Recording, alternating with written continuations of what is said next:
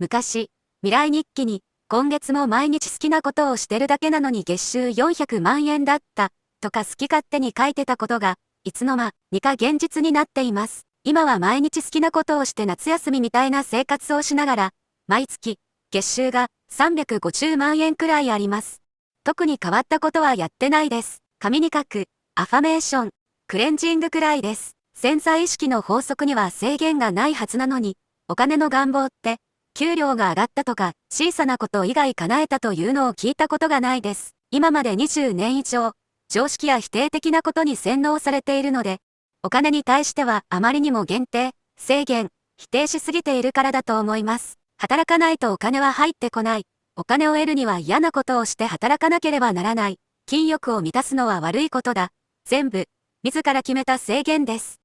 常識に凝り固まった制限を持っていると、せっかく潜在意識の法則を学んでも、せいぜいいい仕事が見つかるとか、給料が上がるとか、臨時収入があるとか、ちっぽけな願いしか出てきません。もちろん私も制限しています。そうでなければ今頃、毎日何もしないで年収3億になっています。いやいや働かないとお金は入ってこないというのも、楽しても年収1億など簡単というのも、どちらもそれを決めた自分だけに適用される法則になります。だから、否定的なことや制限さえ取り除ければ、後はよく言われていることを実践していれば成果が出るはずです。自分の年収は自分で決めるんです。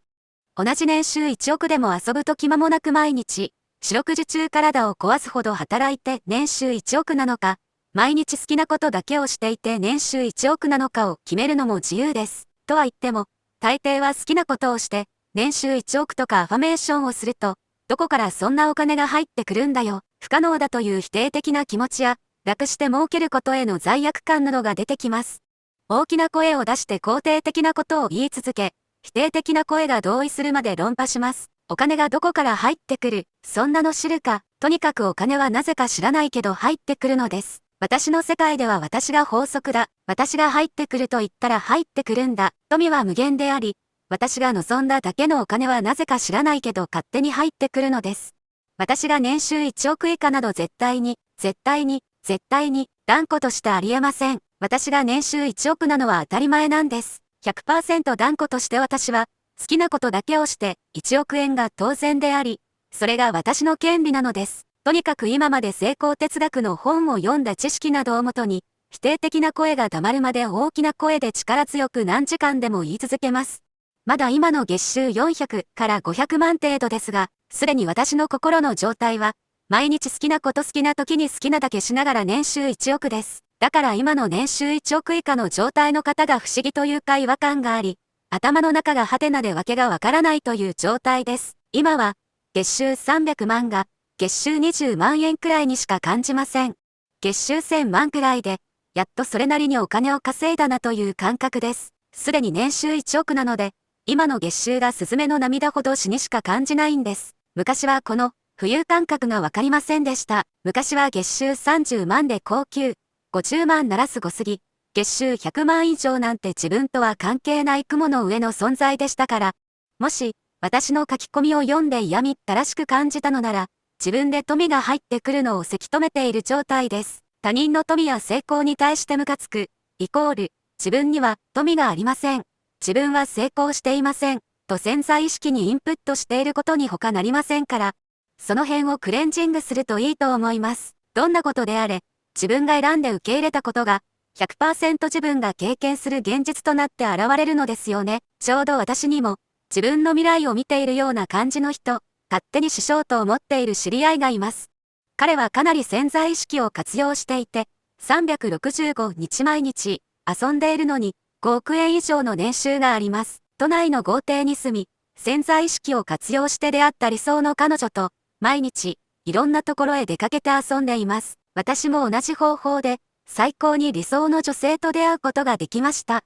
彼には、潜在意識の法則が 100% あるとしか考えられないような奇跡を、目の前で見せつけられていています。私が自分の理想の生活をイメージしていたら、その状態をすでに実現している、と知り合ったんです。他にもイメージングをしてから、年収で億や数千万稼ぐ人とたくさん友達になりました。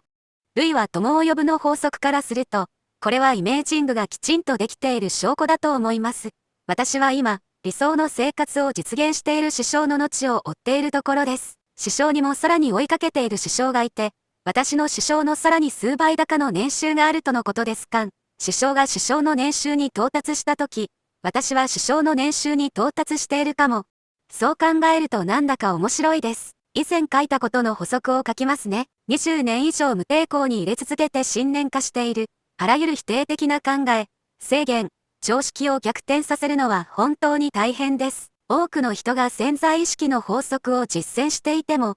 大きな願望を実現できない、大きな願望すら描けないのは、ここにあると思います。これは予想以上に頑固ですので、1日1時間実践とかでは生ぬるく、常に心を見張っていないと、自分も気づかない無意識で否定的に考えてしまいます。ポジティブ思考が習慣化し、当たり前となるまでは、常にプラスのことに身を置き、意識的にしつこいまでにポジティブ考え、アファメーションをしまくることが大切です。私も一人で部屋にいるときは、常にアファメーションをしたり、意識的に感謝の気持ちに浸ったり、自己啓発の音声を聞きながら、自己啓発本を読んだり、YouTube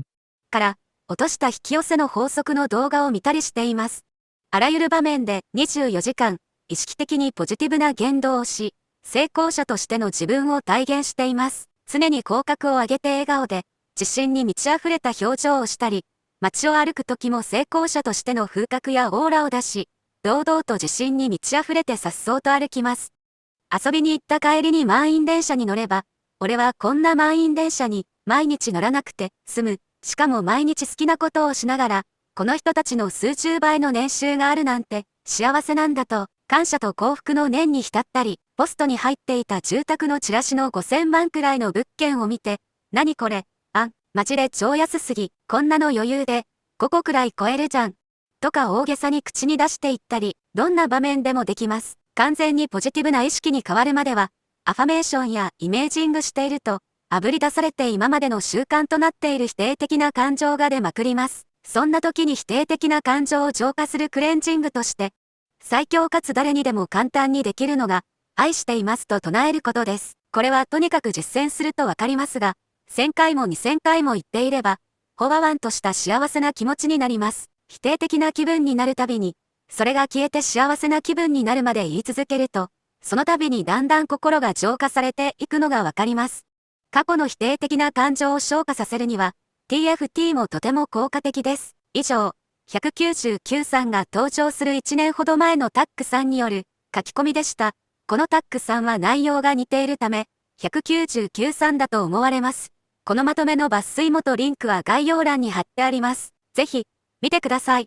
潜在意識チャンネルプレミアムでは、本当の引き寄せの法則を教えています。有料級の話をしています。概要欄にリンクを貼りましたので、ぜひポチってみてください。それでは次回の動画で会いましょう。